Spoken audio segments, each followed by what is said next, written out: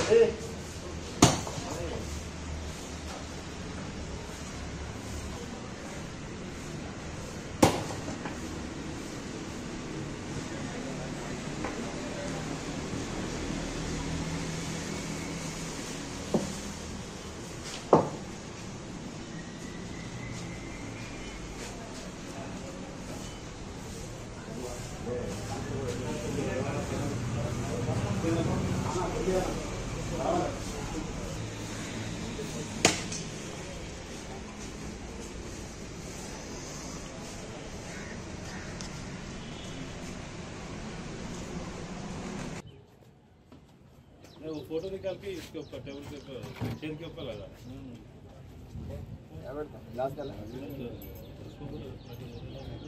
Hyderabad city ప్రజలకి అదేవిధంగా మొగల్పుర ప్రజలందరికీ ఎలక్ట్రానిక్ మీడియా, ప్రింట్ మీడియా అందరికీ 78వ స్వాతంత్ర దినోత్సవం శుభాకాంక్షలు.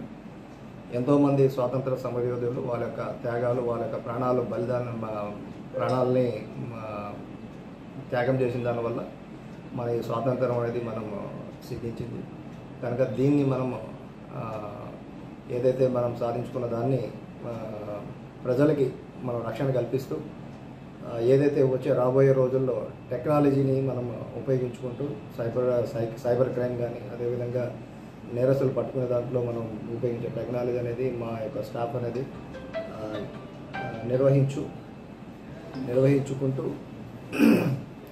రాబోయే రోజుల్లో మా యొక్క పోలీస్ యొక్క దీనిని ఎఫిషియన్సీని పెంచుకుంటూ సేవ చేస్తామని చెప్పని తెలియజేస్తూ మరొకసారి స్వాతంత్ర దినోత్సవ శుభాకాంక్షలు తెలియజేస్తున్నాను.